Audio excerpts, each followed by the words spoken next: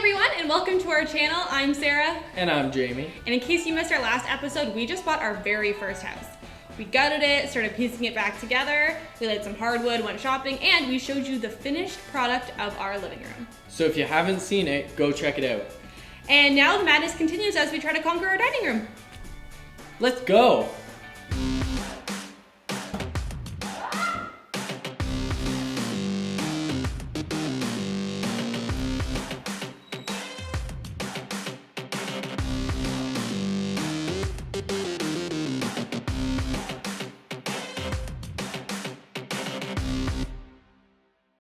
Okay, so today we are hitting up a liquidation store to get an area rug for the dining room because unlike the living room, we actually already have all the furniture for the dining room. We lucked out, all of our family and friends just sort of like gave us a bunch of stuff. The area rugs are expensive and I'm not spending $500 on an area rug. So we're going to buy an area rug to cover the hardwood floors that I laid. They're not covering them, they're, like accenting them. Rugs help define spaces and give rooms that comfy, cozy, homey feeling. That's why our house is so cozy. It is pretty cozy. Why didn't we just get carpet? There was carpet there before, we could have just... Ew, the carpet there before was disgusting. Don't even have to see the hardwood. Don't have to clean it if it's covered in rugs.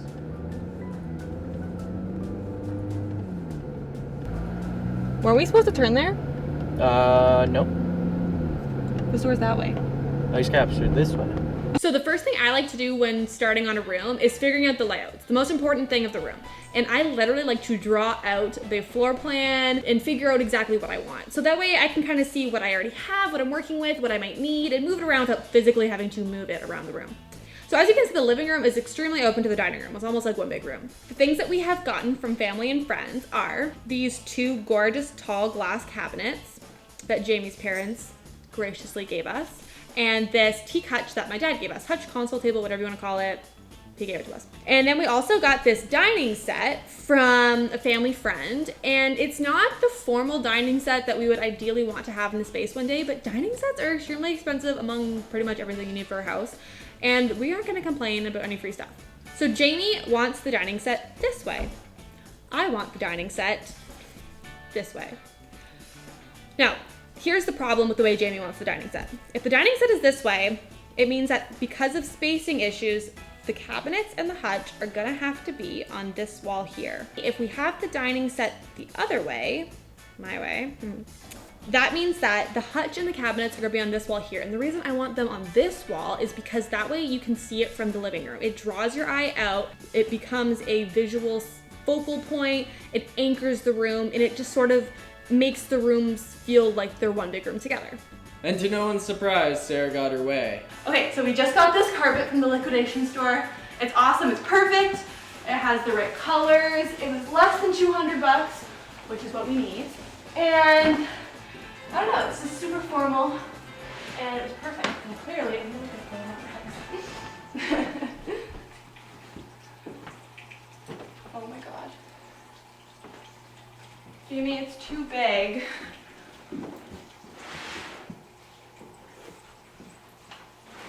Oh my God. Guys, this is really heartbreaking.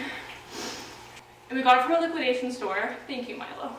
Thank you. So we can't return it. Maybe you should have measured. Thank you.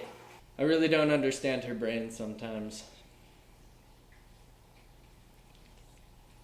This is like the only size rug. It had to be big enough to fit the table and the chairs. Let's try it my way. What's your way? The good way.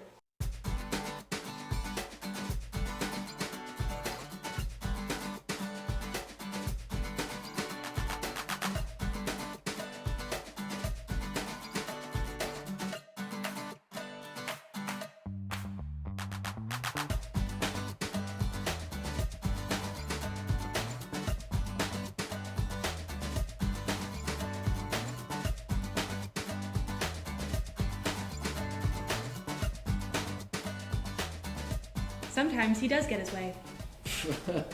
Yeah, right.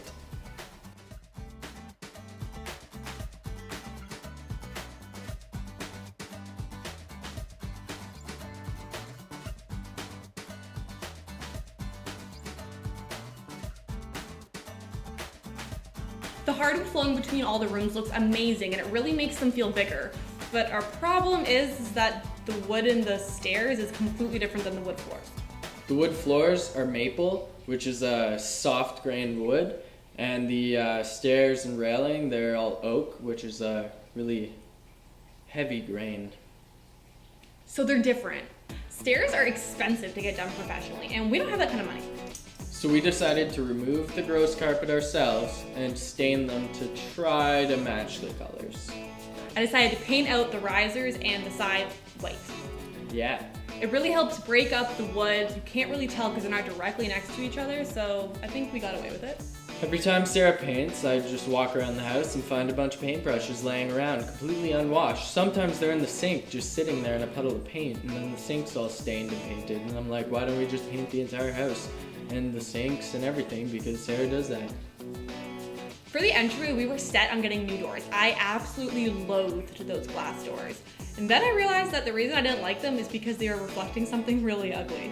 Once we laid the hardwood and painted the walls, we actually really liked them. It's really nice to have a mirror right before you leave the house, and it's a full body mirror so you can just check out your outfit. And we always seem to find Millie just there staring at herself, so we didn't want to take that away from her. I love accessorizing rooms, guys, and especially in a room like this where we have all hand-me-down furniture, accessories is what is going to make this room pop. As much as I love stores like HomeSense, Marshalls, Home Goods, all that kind of fun stuff, sometimes it's ridiculously expensive. And I'm not the kind of person who's gonna spend $90 on a vase or a vase. Either one, I'm not spending $90 on it. These two items here are actually ridiculously expensive. These fake flowers are initially, I kid you not, $90. I would never spend $90 on this. And I didn't. I only spent $5. Similar thing with this. This is initially $45. I don't know exactly what it is. Jamie says it reminds him of something that you would put ashes of someone in, which is very morbid, but it's very pretty. And it's initially $45 and we got it for $5. Now this isn't always the case. You're not always gonna find these great deals on items that you absolutely love, but it's all just about waiting around for the right time, the right item at the right price. Don't go splurging all this money on things that you know you can get cheaper. Look at consignment stores or like Value Village or Salvation Army or garage sales. You know, slowly accumulate these pieces. In the living room, I didn't get to accessorize as much as I would have liked to, but over time, as we start gathering and getting more things, we'll start putting them in there. Same thing with the dining room. We have some really great pieces here to start with, guys, and we will continue to add. But for now, this is a really good base.